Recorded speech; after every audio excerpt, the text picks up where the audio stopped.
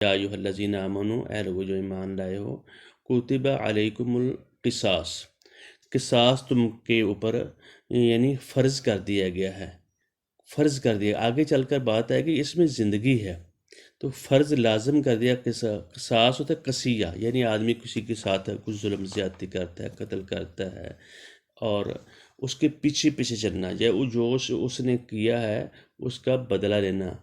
قصاص یعنی قصیہ کی جمع ہے۔ اسی طرح فی القتلہ، قتلہ قتیل کی جمع ہے، جو مقتول ہوتا ہے اس کے بدلے میں، یعنی اس کو بندے کو اس کا قتل کرنا۔ اور یہ ساتھ یہ بتا دیا، ایمان والوں کو خطاب کیا، اور اس میں یہ بات سب سے بڑی آ رہی ہے۔ پہلے ہم ترجمہ کر لیتے ہیں۔ اے لوگو، اے ایمان والو، تم پر لازم کر دیا گیا ہے مقتولوں کا بدلہ لینا، جو جن کو قتل کر دیا جاتا ہے ان کا بدلہ لینا تم پر فرض کیا گیا ہے۔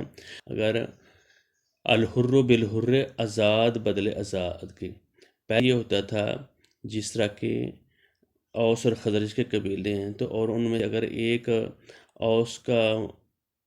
اوس والے خزرج یا خزرج والے اوس کا قتل کر دیتے تو کیا ہوتا، اوس والے کا اگر قتل ہوتا ہے تو وہ خزرجی سے 3 گنا زیادہ لیتے تھے، یعنی قتل کا جتنا احساس ہوتا ہے 3 گنا زیادہ۔ اگر خزرجی قتل ہوتا تو اس کی اتنی حیثیت نہیں ہوتی تھی، اور اس کا خون بہا تیسرا حصہ دیا جاتا۔ مطلب اگر ایک آدمی کو مثال کے طور پہ ایک اونٹ ان کا قتل ہوا ہے تو وہ 3 گنا زیادہ لیں گے۔ اگر ان کے قتل چیز ہوتی ہے تو وہ صرف تیسرا حصہ دیں گے۔ یہ معیار اللہ رب العزت نے ایمان والوں کو بھی بتایا۔ جس طرح کہ اب ہندوستان میں وہی مسلمان کا نیچی ذات کے ہیں یا فلاں بڑی ذات کا ہے، اور ہمارے معاشرے میں، مسلمانوں کے معاشرے میں بھی یہ چوڑ ہے، یہ معیار ہے، اور یہ کمی ہے، یہ کمین ہے، اور یہ دوسرے لوگ بڑی حیثیت رکھنے والے ہیں۔ یہ رب العزت نے، اللہ تعالیٰ یہ بتا رہا ہے، اس میں کسی کی کوئی حیثیت نہیں ہے، یہ برابر تم کو اس کا دینا پڑے گا۔ العبد بالعبد۔ دوسری طرف یہ بتایا گیا فمن عفی لہ من اخیہ شیء، اور درگزر کرنا، معاف کر دینا۔ پہلے تو یہ کہا ہے یہ تم نے پورا کرنا ہے، اور کس کی ذمہ داری ہے؟ حکومت کی ذمہ داری ہے۔ اگر وہ مسلمان یا جن کا قتل ہوا ہے وہ معاشرے کا قتل ہوتا ہے، جس طرح کہ دوسرے مقام پہ اللہ تعالیٰ نے کہا من قتل نفسا بغیر نفس او فساد فی الارض فکأنما قتل الناس جمیعا، یعنی جس شخص نے قتل کیا کسی جان کو ناحق یا فساد برپا کرنے کے لیے، تو اس نے اس خاندان کا نہیں قتل کیا، پوری انسانیت کا قتل کیا۔ یعنی ایک انسان ہے، جس طرح کہا کہ ان سے مسلمان ایک اس کی مانند ہے، ایک جسم کی مانند ہے، جسم کے ایک حصہ کٹتا ہے تو پورے جسم کو تکلیف ہے۔ اسی طرح جہاں ایک قتل ہوتا ہے پوری انسانیت قتل ہوتی ہے، ایک شخص کی بات نہیں ہے، اور فساد اس پہ برپا ہوتا ہے۔ اس فساد کو روکنے کے لیے اللہ رب العزت نے کہہ دیا تم پر فرض لازم کر دیا گیا کہ قصاص لینا، اور یہ حکومت وقت لے گی۔ اگر وہی خاندان لینا شروع کر دے، اگر کمزور ہے، اگر طاقتور ہے، یا وہ زیادہ کر دیں گے، یہ گورنمنٹ کا، یہ لوگوں کا، ایمان والوں کا کام ہے اس کو روکے۔ یہ خود نہیں وہ لیں گے، یہ جاہلیت کے زمانے میں، اور امام ابو حنیفہ کہتے ہیں کہ مسلمان آپس میں ایک برابری کی حیثیت رکھتے ہیں، لہٰذا قتل کے مقدمات میں کوئی فرق نہیں ہوتا، یہ غریب ہے یا یہ بڑی ذات والا ہے۔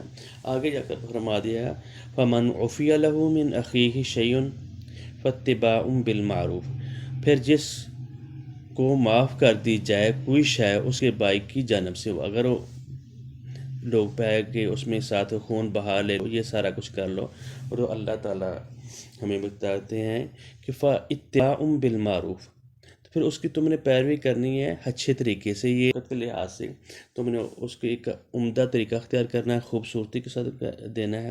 وَأَدَاءٌ إِلَيْهِ بِإِحْسَان، اور تم نے جو ادا کرنا ہے احسان احسان کا مطلب ہوتا ہے جو اتنا بانتا ہے اس سے بھی کچھ آپ زیادہ دیں، کم از کم اتنا تو لازماً دیں۔ اس لیے رب العزت نے یہ تخفیف رکھی ہے کہ تم اگر معاف کرنا چاہو تو معاف بھی کروا سکتے ہو، لیکن اس کو اچھے عمدہ طریقے سے یہ کام کرنا ہے اور بہترین طریقے سے۔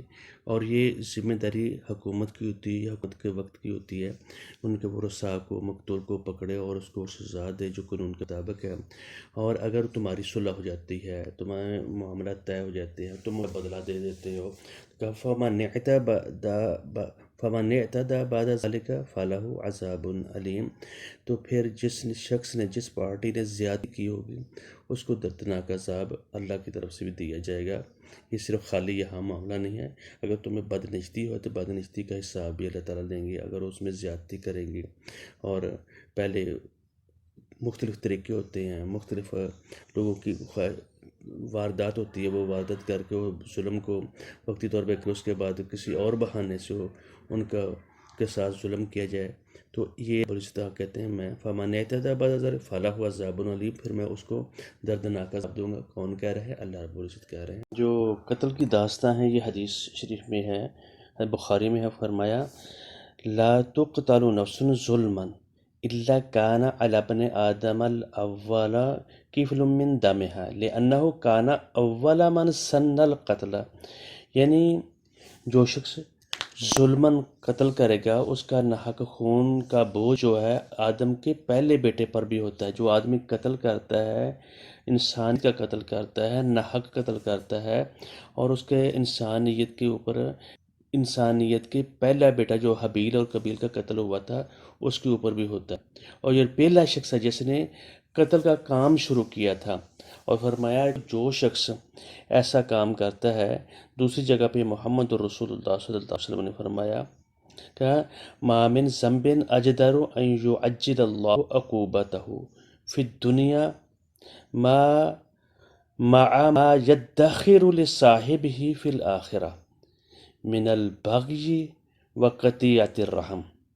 فرمایا جو شخص ظلماً زیادتی کرتا ہے، قتل کرتا ہے، اور خاص طور پر اور قاطع رحم ہے، جو ناحق رشتہ داری کو ختم کرتا ہے، رشتہ داری کو کاٹتا ہے اور وہ الگ کر دیتا ہے، اس کا عذاب اس شخص کو، ان مرتکبین کو جو ظلم زیادتی کرتا ہے، قتل کرتا ہے، رشتہ داری کو کاٹتا ہے، مرتکبین کو دنیا میں اللہ تعالیٰ جلد سزا دے دے۔ اگر تاہم آخرت کی سزا جو ہے اس کے علاوہ اس کے لیے ذخیرہ ہوگی، اس کو معاف نہیں کہہ دے گا، اس کو بندے کو بھگتنی پڑے گی۔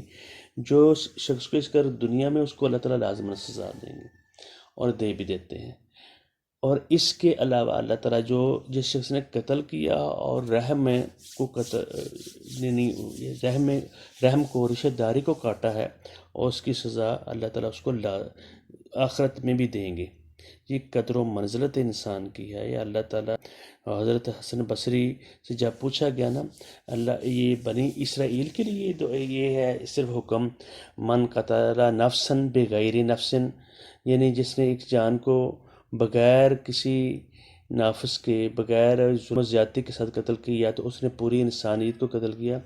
اور حضرت بصری نے کہا کہ اللہ کی قسم بنی اسرائیل کو معزز زیادہ ہم سے نہیں تھے، جس طرح کہ بنی اسرائیل کے لیے حکم ہے اسی طرح ہماری پوری انسانیت کے لیے اور ہمارے لیے خاص طور پر جو مسلمان ہیں ان کے لیے ہے۔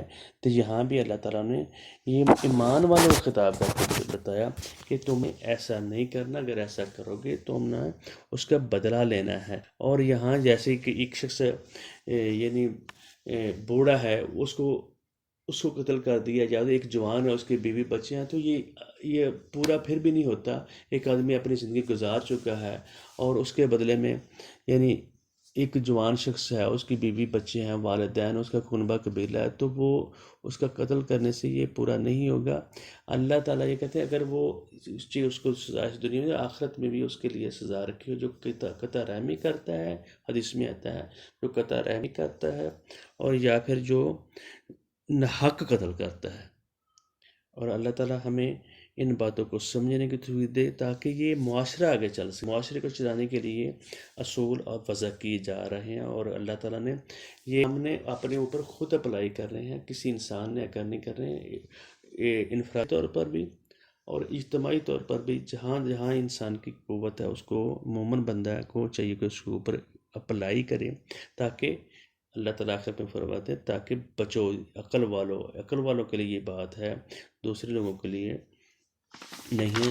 بیوقوف تو بیوقوفی کرے گا تاکہ تم بچ سکو، تاکہ تم عقل کرو، اور ساتھ یہ بھی فرمایا اگر تم اس سے درگزر کرو، چشم پوشی کرو اور معاف کر دو تو اللہ تعالیٰ بھی معاف کرنے والا ہے۔ جو اس طرح کے کام بھی کرے گا تو اللہ تعالیٰ اس کو معاف کرنے والا ہے، لیکن اگر بدلہ لینا اس میں کوئی حرج والی بات نہیں ہے، اس کو لینا چاہیے، اور اللہ تعالیٰ یہ کہتے ہیں میں نے فرض کر دیا گیا ہے، اور اللہ تعالیٰ ہمیں قرآن پاک کو سمجھ کر اس پر عمل کرنے کی توفیق دے۔ السلام علیکم ورحمۃ اللہ وبرکاتہ۔